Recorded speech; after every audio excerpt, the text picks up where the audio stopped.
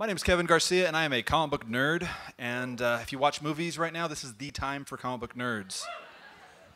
Movie studios right now are scrambling to find the perfect formula for the comic book movie, so I want to tell you exactly what that is and why you should not do that. If any of you are at all familiar with the hero's journey or the monomyth, you've seen something like this. In fact, if you just Google hero's journey, you're going to get like 5,000 images that look almost exactly like this. That's the first one. That one is from a book by Joseph Campbell, the folklorist most associated with the hero's journey. And if you read his book, which that image appears, that image does not at all represent what's in the book. So that means that people who have been using this image did not read the book. You'll see people talk about the 7 archetypes of Joseph Campbell. He had hundreds of archetypes. There were not 7. You'll hear the 11 steps or the 8 steps or the 12 steps. And none of that is correct. And I'd like to explain why that is. But before I do, I'd like to stop and tell you a story. This is a story about a guy you may have heard of. His name's Thor. Now, before Thor was a movie, he was a comic book. Before he was a comic book, he was a religion. People would go to the church of Thor. They would pray to Thor. They'd say, Thor, please give my crops some rain. Thor, please smite Sven down the block. This is a story that they would tell 1,000 years ago in the church of Thor. This is the story of Thor's wedding. Thor was the bride. All right. So Thor has this hammer. He loves this hammer. It is the best hammer of all hammers. And one day he wakes up and it's gone. And he freaks out. Has anybody seen my hammer? And the other gods look at him and say, dude, it's just a hammer. Get another hammer. He's like, but it's a really good hammer. So Thor is freaking out. He's looking everywhere for it. No one is helping him. He's just sitting there crying, I just want to find my hammer. And finally, Loki walks up. Loki puts his arm around Thor and says, don't worry, brother, I got this. Loki's a shapeshifter. So he turns into a bird and flies over all the lands of Asgard. And finally, he sees this giant sitting there. And that giant looks up and says, Loki, I know that's you. I got the hammer, but I'm not giving it back. So Loki comes back and he tells Thor what happened. So Thor storms off to the land of the giants. And he bangs on the giant's door and says, Giant, give me back my hammer. Giant opens the door and says, no. Thor says, I'll be right back. He storms back to Asgard and says, gods, we must go to war with the giants. The gods say, why? What'd they do this time? And he says, one of them took my hammer. You're stupid. It's like, but it's a good hammer. So Thor goes back to the land of the giants, and he bangs on the giant's door and says, Giant, give me back my hammer, please. And the giant says, I have your hammer, and I'll give it back to you. But I want to marry the prettiest girl in all Asgard. So Thor says, I'll be right back. Thor goes back to Asgard and says, Freya, goddess of beauty, come with me. She's like, sure, Thor, where are we going? And he says, well, I just need you to marry this god for a little bit, this giant for a little bit. She says, what? It's like, no, just marry the giant and I get my hammer back. I'm not marrying a giant for your hammer, but it's a good hammer. So Thor is distraught. I just want my hammer back and nobody will help me and I just want the thing. Loki walks up and says, don't worry, brother, I got this. I know a way you can get your hammer back. All you have to do is wear this. Don't worry, I'm going to wear one too. So the next day, there's a knock on the giant's door. And there is Loki, dressed as the bridesmaid. And Loki says, hello, giant. Your bride is here. Now, behind Loki is the biggest, angriest bride you've ever seen, just heaving underneath her veil. Now, the giant says, well, I got my present right here, but first, I want to kiss my bride. So he leans over, and he lifts the veil, and he puts it back down again. He goes, dang, she's hairy. And Loki says, well, don't you want to have masculine children? That makes sense. So he tries to lift it again, puts it back down again. He goes, but the eyes, they're so full of hate and fire. And Loki says, that's passion. So the giant's like, all right, let's get married. Here's the wedding present. He gives it to the bride, and the bride puts a hand around that hammer, and then Thor just bashes his head in, because that's the kind of guy Thor is. So there you go. That's the story of Thor's wedding. Thor was the bride. All right. That little diversion out of the way, let's get back to the hero's journey. Now, how many of you guys have heard of Joseph Campbell before? Okay. He's not the one that came up with it, all right? Every single time, people are like, Joseph Campbell, Joseph Campbell. I love his book. His book is poetry. If you have not read Hero with a Thousand Faces, it is pure poetry. But he's not the first. This has been going on for about a little bit more than 100 years now, and I want to run through some of these guys real quick. Lord Raglan's one of the earliest. He had his book, The Hero. He is one of the guys that actually did like numbering the parts of a hero. Joseph Campbell never did that. So if anybody ever gives you a number that Joseph Campbell gave, that's a lie. Raglan did, and by the way, his real name is, Lord Fitzroy Richard Somerset, the fourth Baron Raglan. We're just going to call him Raglan. He came up with 22 steps. There's also Vladimir Propp. I have him, by the way. Lord Raglan is in green. Propp is in yellow. Vladimir Propp had 26 steps. He also numbered it. He was mainly talking about Russian fairy tales, but it really applies to everything, so it still works. We have Otto Rank. He had what's more of a 12-step program. He based his stuff a lot on the works of Sigmund Freud and Joseph Jung. That's not Joseph Jung. Carl Jung. I knew that wasn't right. Sorry. Just say Jung. And then, of course, Joseph Campbell. He had 17 chapters in his book, The Hero of the Thousand Faces, and for some reason people think that means he had 17 steps or any other number of steps. Read the book. It's really good. He is self-taught, and that shows in that none of it is ordered. It's like a bunch of random chaos, but it's really good to read. All right. So rather than just run through all those steps, I'd like to use an example of somebody I'm sure most of you have heard of. All right? So let's start with the story of a hero. This story begins with a hero born on an alien planet to the smartest scientists on that entire planet. But there is a prophecy that that planet is going to be destroyed. However, no one believes their prophecy, so they are forbidden from ever leaving the planet, and they have to hide their child in a spaceship. They send their child off into the vastness of space, and it is found by a very humble farming couple from the Midwest. Now, you'll notice the color here, so if you want to keep track of that, that's there. I'm not really going to worry about it too much. The hero, at some point, learns he's supposed to be a hero. In Superman's story, this never really came up until the 1978 movie, where they added this idea that he didn't know until he was a teenager, his true origins. And he gets that call of adventure. Very often, Joseph Campbell said, the hero will deny this call, and when they deny that call, something bad is going to happen to punish them for denying that call. The 1978 movie introduced the idea of Superman's dad dying, and that has come up in a lot of versions of it since, including a tornado we don't talk about. Now, Propp said the villain often will introduce themselves early into the story. And in the 1950s comics, they said that Lex Luthor actually knew young Superboy in high school. This was expanded upon in the 2000s, where they said that Lex Luthor was actually trying to manipulate. And you like Smallville? Good, we got some Smallville fans. I have all the seasons on Blu-ray, so it works out. All right. Now, once the hero accepts that he's going to be a hero, he must go on this journey, be prepared, find a mentor. The 1950s comics introduced the Super Teacher from Krypton, which was a robot program by Jor-El. The 1978 movie updated this and made it Jor-El himself, who his digital persona came to train Superman. With this mentor, he's given several trials. He is tested. He is told what his destiny will be, and he goes off to find that destiny.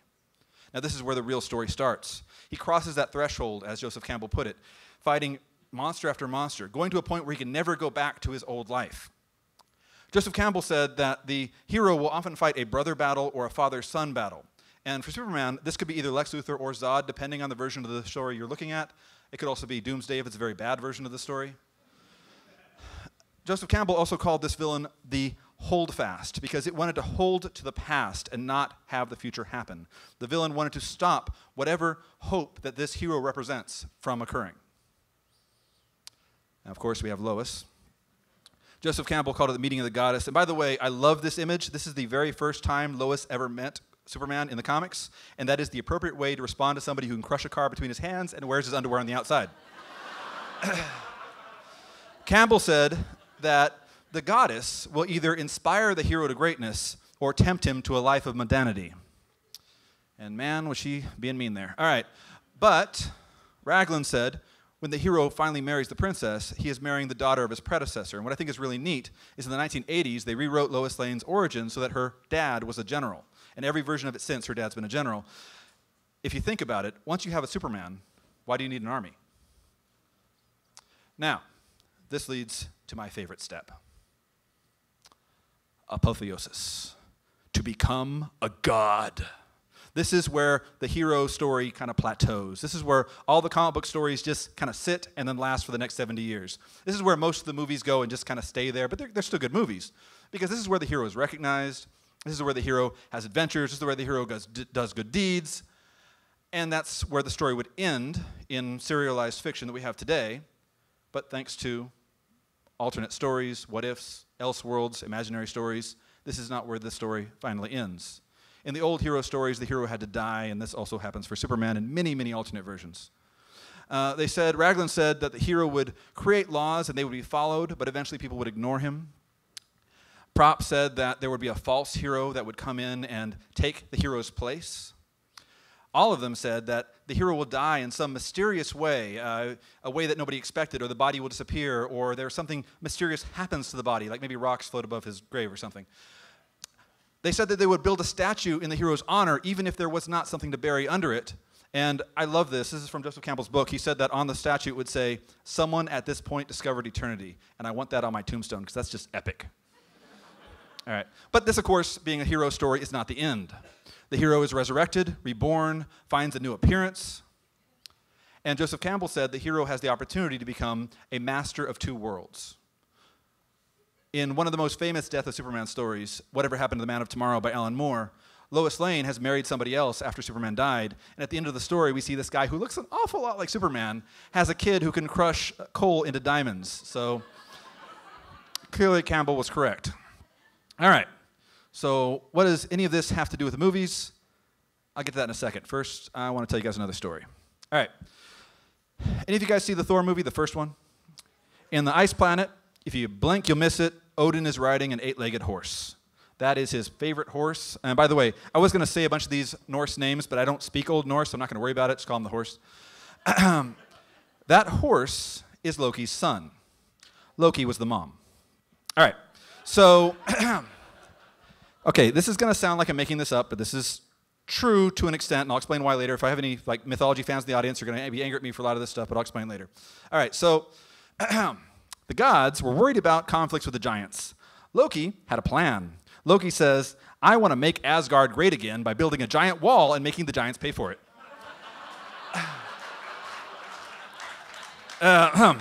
So the god of lies had this idea for making a wall and making the enemy pay for it. He goes to this giant, and the giant says, "I could build this wall by myself." Loki says, "I bet you couldn't do it in a month." Giant says, "All I need is me and my horse, and I could build this wall in a month, no problem."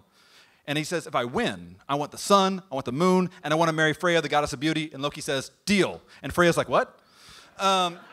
Loki's like, "Don't worry, guys, I got this. There's no way one giant and his horse can build a wall in a month." Well, the thing is, this was a big, powerful, magic horse. So that giant is making progress, and people are getting nervous, especially Freya. Loki says, "Don't worry, guys, I got this." He, being a shapeshifter, turns into the one thing guaranteed to distract a big, powerful, magic horse. He turns into a female horse. He walks by that horse. He walks into the forest. That horse walks into the forest. Now the giant's all by himself. He cannot finish the wall in time, so Thor takes his hammer and smashes his head in, because that's the kind of guy Thor is. Now, Loki is apparently a very, very good shapeshifter, because 9 months later, he gives birth to a 8-legged horse. All right. Let's get out of that. Let's come back to our story. So, what does all this have to do with the movies you've been watching? Well, movie producers love this idea that, oh, we can have a formula for the perfect movie and let's do it. And the Monomyth has worked for that a lot. I mean, both George Lucas and the Wachowskis said, going in, we are going to make the Monomyth into a movie, and it made a lot of money. I could not find evidence that Richard Donner said that flat out, but yeah, the first movie and what he made of part 2 was entirely the hero's journey. And those were amazing movies. But there's a catch. See, the Monomyth was never intended to be a way to write a movie. So when you try to write a movie or a story or anything else based only on the Monomyth, it's gonna suck.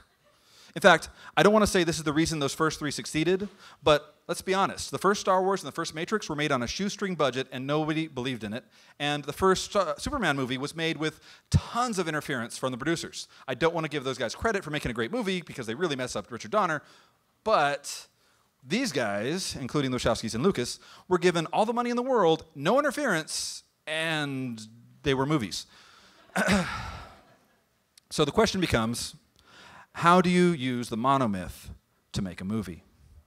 And unfortunately, I really have one answer for you. You don't. Okay, so what I mean by that is, When I said earlier that Superman's life covered all of the monomyth, it really does. But there was no one writer that said, I'm going to make Superman the monomyth. Instead, you're talking about dozens of writers over dozens of years. Hundreds of years. No. How long has Superman around? 75 years. 75 years. That made that character into this monomyth. Spock, the original Spock, not this new timeline stuff, totally fit the monomyth. But it took episodes and movies and guest appearances for him to really fit that. And then when the reboot came out, they tried to make Kirk's life fit the monomyth, and it just didn't work. All right. Admittedly, this is a cop-out, so let's go ahead and give an actual answer. If you really wanted to use the monomyth to tell a good story, use it sparingly. If it was the barest skeleton of your story and you had a real story around it, you could have a good movie. Wonder Woman did this. Iron Man did this. The first Spider-Man did this. Those were great, great movies that used the monomyth on purpose, but just as the skeleton. They built so much on it. Then you have movies like Deadpool or Logan or The Dark Knight that all have elements of the monomyth, but they're not just telling that. It's just framing their story, bits and pieces around. When Spider-Man Homecoming was announced, how many of you guys were excited to see Uncle Ben die again? All right? So they said we're not going to do that because they just put that in the background. All of the Guardians of the Galaxy members have lives that follow the monomyth. And I don't even mean the comic book versions. I mean the movie versions have lives that follow the monomyth. But we only get hints of that tell us what was happening. That's all we needed. It's enough to establish this is what the story's about. Before I wrap this up, I have one more story I want to tell you. I don't know if you guys heard, but Thor has another movie coming out. Okay? So, right? Surprise. So I want to tell you guys about Ragnarok, not the movie, which looks amazing, by the way, but the actual story of Ragnarok, the end of the universe as told 1,000 years ago in the Church of Thor. If you watch the movies, they will have you believe that Odin lost his eye in battle. That's not how it happened in a lot of the old stories. Odin plucked his eye out, and he exchanged it for knowledge. He wanted to know, how will the universe end? And he learned that the first sign of the end of the universe would be the death of his son Balder. By the way, spoiler alert, Thor is not his only biological kid. He's got others. All right, so Odin goes back and tells his wife, and she freaks out because Balder's a baby right now. And he's like, I don't want anybody to kill my baby.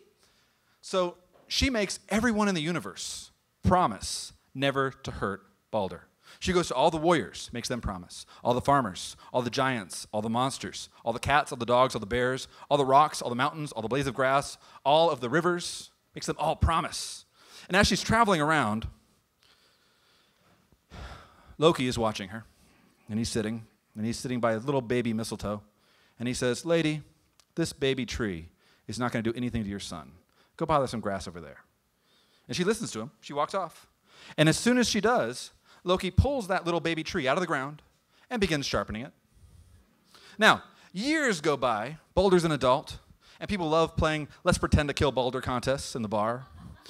So he'll just stand there, and they'll throw rocks and knives and swords and arrows at him, but all the rocks and knives and swords and arrows have promised never to kill him, so they just bounce off his chest. Now, one of these let's pretend to kill Balder contests, there's an old blind god sitting in the corner, and he's just crying because he can't participate. And Loki says, what's wrong? By the way, his name's Hoder, and no, he doesn't hold the door.